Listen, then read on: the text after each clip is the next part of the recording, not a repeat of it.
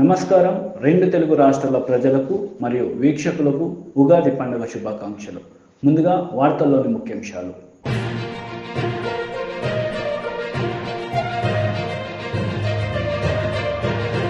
ప్రజలకు ఉగాది శుభాకాంక్షలు తెలిపిన సీఎం జగన్మోహన్ రెడ్డి.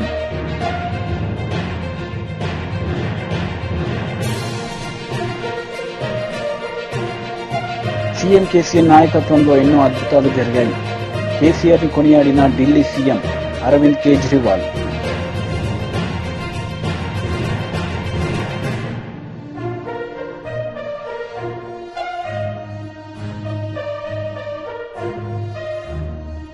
మంగళగిరి జాతీయ తెలుగుదేశం పార్టీ కార్యాలయంలో ఉగాది వేడుకలు. ప్రజలకు ఉగాది శుభాకాంక్షలు తెలిపిన నారా చంద్రబాబు నాయుడు.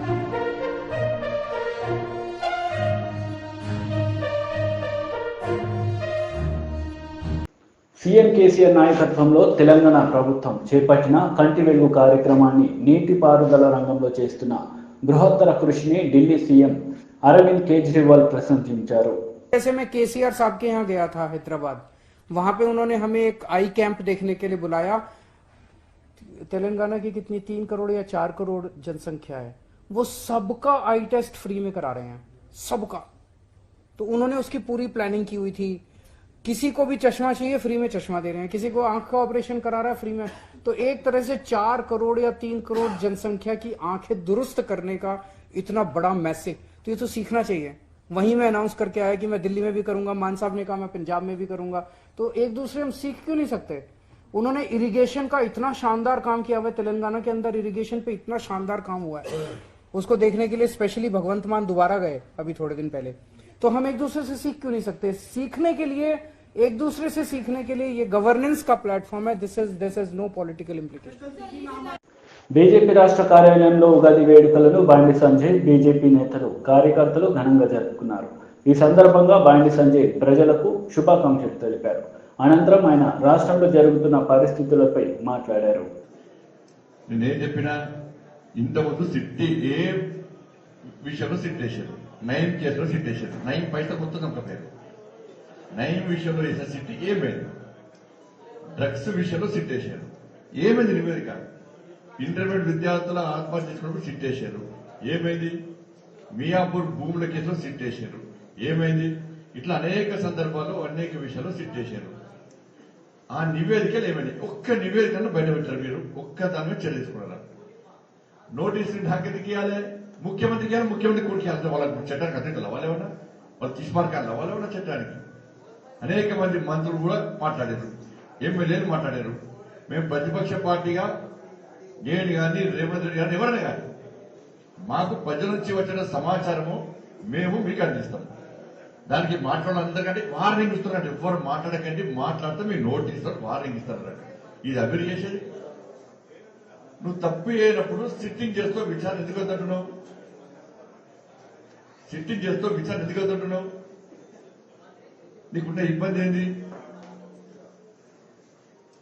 నువ్వు బెదిరిస్తే భయపడతారా? ఇది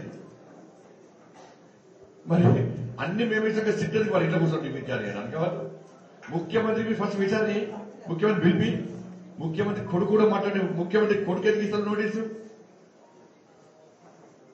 ఓకే ఆయన అంటాడు మంత్రి, అది భూములు తెల్లారితే భూములు కబ్జాలు, ఆయన పొట్టు కబ్జాలు. ఆ మున్సిపల్ నిర్మల్లో మున్సిపల్ ఒక శానిటేషన్ సిబ్బంది, మున్సిపల్ సిబ్బంది పైసలు తీసుకున్నారు కొంతమంది. ఆయన అంటాడు, అప్పుడప్పుడు సర్వసాధారణ మాట పేపీకి అంటే 30 లక్షల మంది జీవితాలను నాశనం సర్వసాధారణ బీఆర్ఎస్ పార్టీ. ఇలా పంచాంగం చెప్పిరండి, చెప్పిరా బీఆర్ఎస్ పార్టీ? ఈ దుకాణం పూసుకుంటారు. అయిపోయా బీఆర్ఎస్ పార్టీ రెస్ట్ తీసుకుంటుంది. ఇప్పుడు బీఆర్ఎస్ పార్టీ రెస్ట్ లో ఉంది. ఇప్పుడు మళ్ళీ అప్పుడప్పుడు నిద్ర లేస్తారు, అమాసంగా పుణ్యానికి లేస్తారు, మళ్ళీ నేను ఉన్నా చెప్పుకుంటారు అన్నాడు. దేశం మొత్తం బీఆర్ఎస్ పార్టీ, ఇక్కడ అక్కడికి కూడా బీఆర్ఎస్ పార్టీ పూర్తిగా స్తబ్దత, నిద్రావస్థలు ఉన్నది, నిద్ర పోయి ఉన్నది. ఎప్పుడో ఒకసారి లేస్తుంది, మళ్ళీ పొద్దున్న లేస్తే సాయంత్రం పడుకుంటుంది బీఆర్ఎస్ పార్టీ. ఇప్పుడు విఠల్ గారిని వదిలిపెట్టారు, ఎందుకు తీసుకపోతే ఏం తెలియదు. ఒక ఆరోగ్యం మంచిగా ఉంటుంది, అది కాల్ ఫ్రాక్చర్, అది తీర్మానం మళ్ళీ నువ్వు తప్పు చేస్తే కేసు పెట్టారు. కానీ అర్ధరాత్రి వచ్చి ఎత్తుకపోవడం ఏంది, ఆయన ఇంట్లో దాడులు చేయడం ఏంది, ఆయన ఇంట్లో సిస్టమ్స్ కానీ ఆయన మొబైల్స్ కానీ ఆయన మొత్తం సీజ్ తీసుకపోవడం ఏ పొజిషన్లో ఇంతకు ఇవ్వలేదు అది. వాళ్ళ చిన్న చిన్న పిల్లలు ఉన్నారు ఆయనకు, చిన్న పసి పిల్లలు ఉన్నారు ఆయనకు. 4 సంవత్సరాల పాప, 2 సంవత్సరాల పాప ఉన్నది. ఆ పాపని పోతే నాన్న ఏడుస్తున్నది. ఆయన లేకుంటే ఆ పాపని నిద్రపోతాడు రాత్రి కూడా.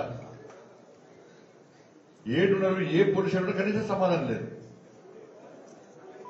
వారిని కూడా అరెస్ట్ చేశారు. మన సతీష్ కమల్ గారిని రాత్రే మాట్లాడా. మీరు సతీష్ కమల్ గారిని కూడా వదిలిపెట్టండి, ఆయన సీనియర్ జర్నలిస్ట్. ఇదేంటంటే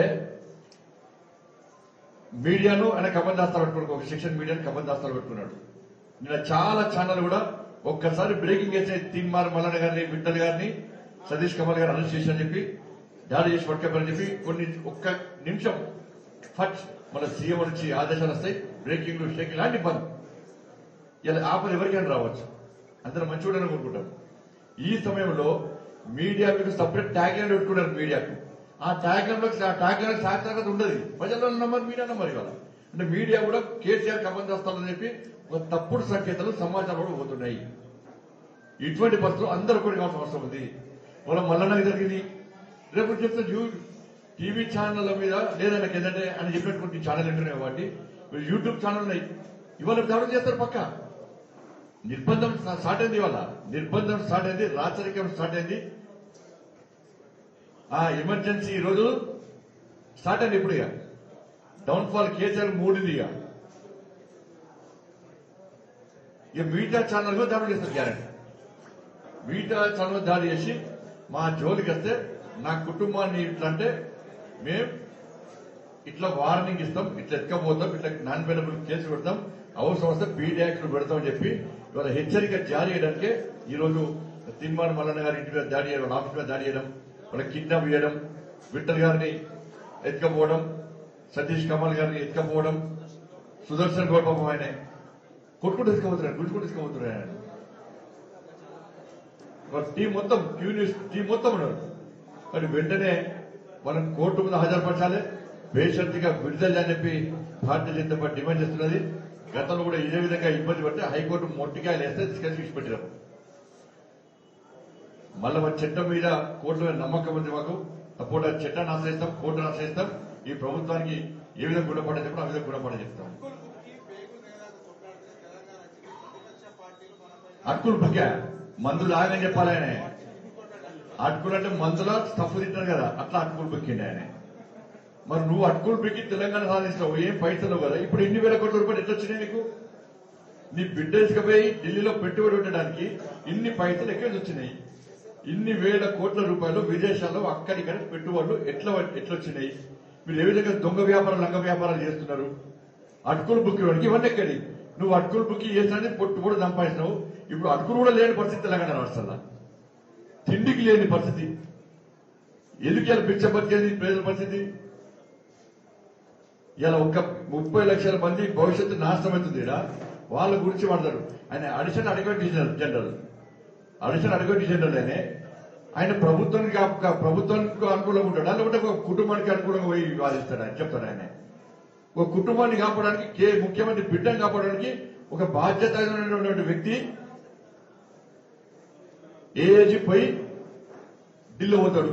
ఇంకోదానికి నామినేట్ పోస్ట్ ఉంది ఆయనకు, ప్రభుత్వం చీటించుకుంటాడు. మళ్ళీ ఆయన పోయి కేసీఆర్ బిడ్డ కోసం ఢిల్లీ పోయాడు. తప్పకుండా ప్రెస్ కౌన్సిల్ లో మా లీగల్ సార్ మా రామచంద్ర గారు ఇప్పటికే మాట్లాడుతున్నారు. తప్పకుండా ప్రెస్ కౌన్సిల్ లో మన అడ్వకేట్ కౌన్సిల్ లో మన భారత ఉంటే తప్పకుండా కాంప్లైంట్ ఇస్తాం. వాళ్ళ మీరు పక్క చర్యలు తీసుకోవాల్సిందే. ముఖ్యమంత్రి బిడ్డను, ముఖ్యమంత్రి కుటుంబాన్ని కొమ్ము వేయడానికి ఒక బాధ్యత మీకు ఇయ్యలే. ప్రభుత్వం ప్రభుత్వం జీతం తీసుకుంటున్నారు. ముఖ్యమంత్రి బిడ్డ కోసం మొత్తం మంత్రివర్గం క్యాబినెట్ అంతా వెళ్ళి ఇక్కడ జరిగితే లీగల్ విషయంలో మాత్రం మాట్లాడరు. ఇక్కడ డ్యూటీ ఎవరు? ముఖ్యమంత్రి మాట్లాడిన మాట్లాడే ఇద్దరు మినిస్టర్లు షిఫ్ట్ సిస్టమ్. శ్రీ శోభకృత్ నామ సంవత్సర పండుగ సందర్భంగా నకిరేకల్ మాజీ ఎమ్మెల్యే వేముల వీరేశం స్వగృహంలో ఏర్పాటు చేసిన ఉగాది పండుగ పచ్చడి వేడుకల్లో కుటుంబ సభ్యులతో కలిసి ఆయన పాల్గొన్నారు. ఈ సందర్భంగా ఆయన మాట్లాడారు. శ్రీ శోభకృత్ నామ సంవత్సర పండుగ సందర్భంగా నకరేకల్ మాజీ ఎమ్మెల్యే వేముల వీరేశం స్వగృహంలో ఏర్పాటు చేసిన ఉగాది పండుగ పచ్చడి వేడుకల్లో కుటుంబ సభ్యులతో కలిసి ఆయన పాల్గొన్నారు. ఈ సందర్భంగా వారు మాట్లాడుతూ నకరేకల్ నియోజకవర్గ ప్రజలందరికీ శోభకృత్ నామ సంవత్సర శుభాకాంక్షలు తెలిపారు.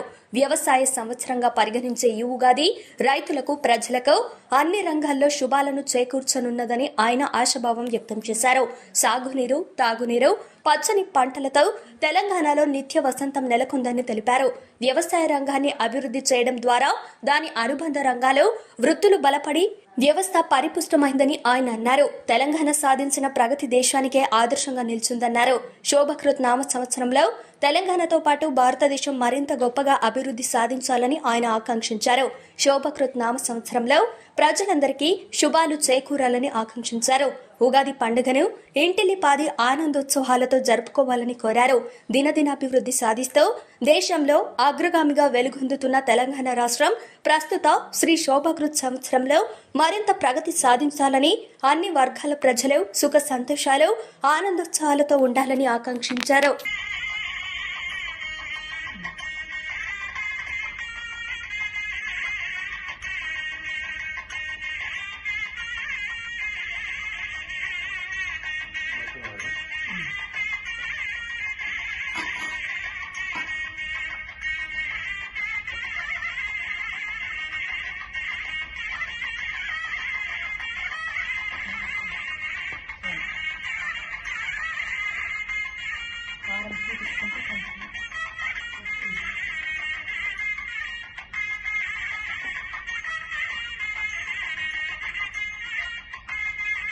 కబ్బోర్డ్లో లోతుగా ఉన్న గంట ఉంటుంది కబ్బోర్డ్లో అసలు చూసారు కదా మామూలు దగ్గర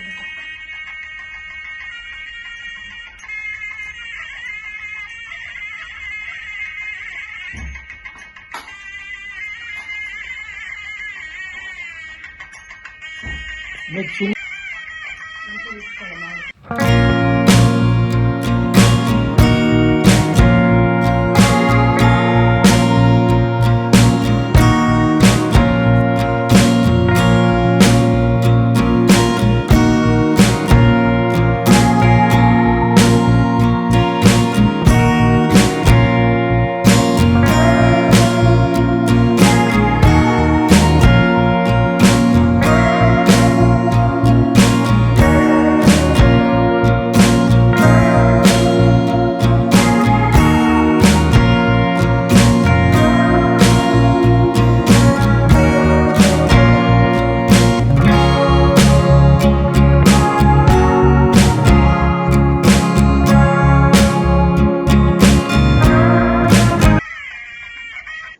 శ్రీరామనవమి సందర్భంగా ఈ నెల 30న భద్రాచలంలో జరిగే శ్రీ సీతారాముల కళ్యాణ మహోత్సవంలో పాల్గొనాలని కోరుతూ ముఖ్యమంత్రి కేసీఆర్ దంపతులకు ఈరోజు ప్రగతి భవన్లో కలిసి ఆహ్వాన పత్రికలను అందజేశారు దేవాదాయ శాఖ మంత్రి ఇంద్రకరణ్ రెడ్డి.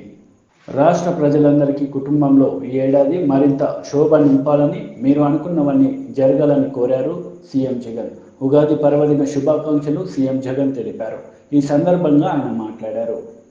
ప్రజలకు ఉగాది శుభాకాంక్షలు తెలిపిన సీఎం జగన్మోహన్ రెడ్డి శోభకృత్ నామ సంవత్సర ఉగాది శుభాకాంక్షలు. రాష్ట్రంలో ఉన్న ప్రజలందరికీ మీ కుటుంబంలో ఈ ఏడాది మరింత శోభ నింపాలని, మీరు అనుకున్నవి అన్ని జరగాలని మనస్ఫూర్తిగా ఆకాంక్షిస్తూ మీకు ఉగాది పర్వదిన శుభాకాంక్షలు.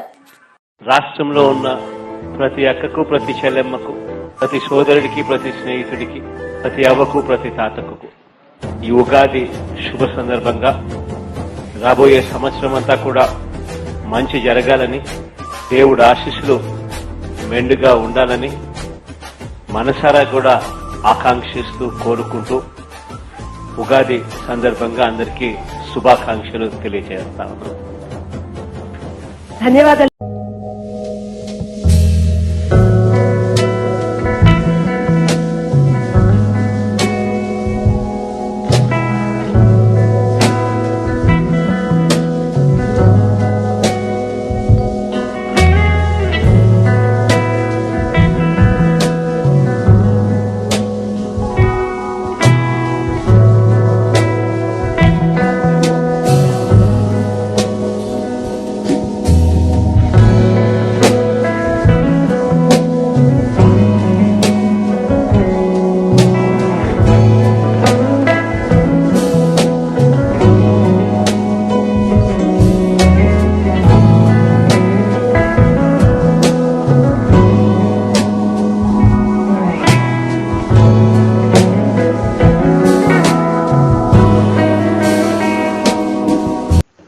మంగళగిరి జాతీయ తెలుగుదేశం పార్టీ కార్యాలయంలో ఉగాది వేడుకలు ఘనంగా జరుపుకున్నారు. పంచాంగ శ్రావణం ఘనంగా నిర్వహించారు. ఈ సందర్భంగా తెలుగుదేశం పార్టీ అధ్యక్షులు నారా చంద్రబాబు నాయుడు ప్రజలకు శుభాకాంక్షలు తెలిపారు. అమరావతి టీడీపీ కేంద్ర కార్యాలయంలో ఉగాది వేడుకలు, పంచాంగ శ్రవణం. ఉగాది వేడుకల్లో పాల్గొన్న టీడీపీ అధినేత చంద్రబాబు, పార్టీ నేతలు పార్టీ కార్యాలయంలో చంద్రబాబు ప్రత్యేక పూజలు నిర్వహించి ప్రజలకు మరియు ప్రజా ప్రతినిధులు ఉగాది శుభాకాంక్షలు మరియు ఆయురారోగ్యాలతో సుఖ సంతోషాలతో ఉండాలని తెలిపారు. అందరికీ ఉగాది శుభాకాంక్షలు. తెలుగు వారందరూ కూడా ఈ రెండు రాష్ట్రాల్లోనే కాకుండా ప్రపంచంలో ఎక్కడున్నా జరుపుకునే పండుగ ఉగాది. ఇది మనకు నూతన సంవత్సరం ప్రారంభం. ఇంగ్లీష్ తేదీ ప్రకారం జనవరి 1 ప్రారంభమైన తెలుగు వారికి మాత్రం నూతన సంవత్సరం ఉగాదితోనే ప్రారంభమవుతుంది.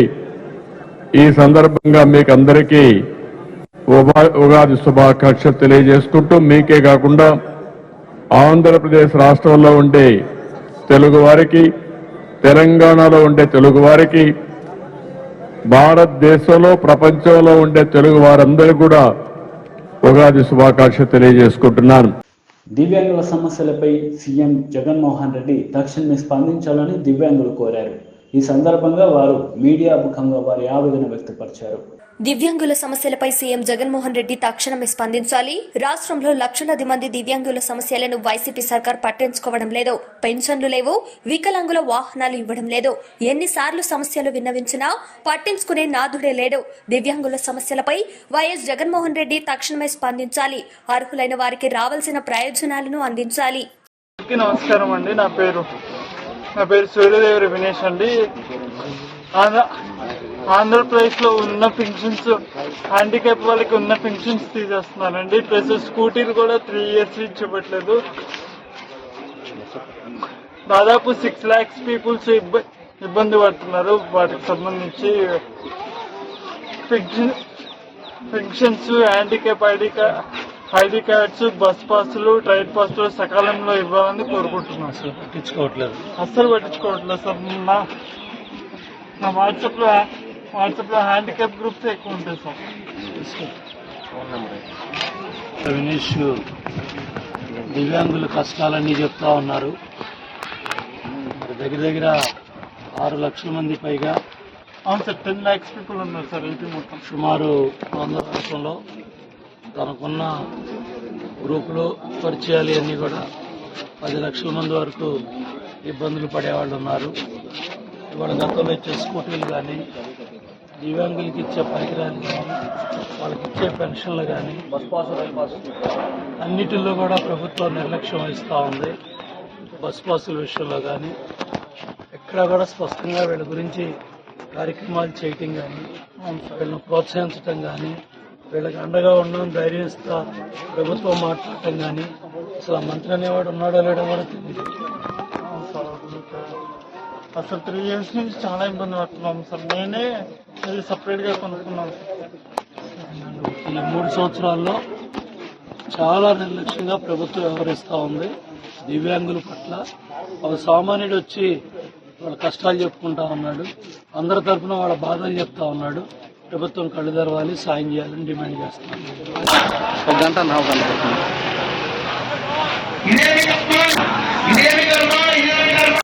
వార్తలు ముగించే ముందు ముఖ్యాంశాలు మరోసారి.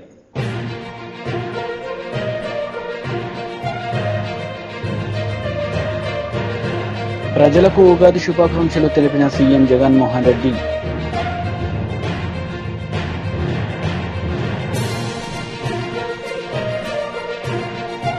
సీఎం కేసీఆర్ నాయకత్వంలో ఎన్నో అద్భుతాలు జరిగాయి. కేసీఆర్ ని కొనియాడిన ఢిల్లీ సీఎం అరవింద్ కేజ్రీవాల్.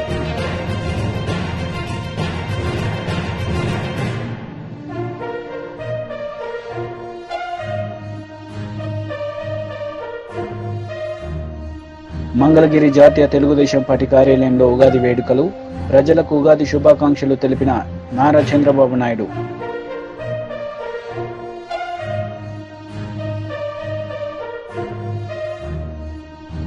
ఈ వార్తలు ఇంతటితో సమాప్తం. తిరిగి ప్రసారమయ్యే వార్తల్లో మళ్ళీ కలుద్దాం. అంతవరకు సెలవు. నమస్తే.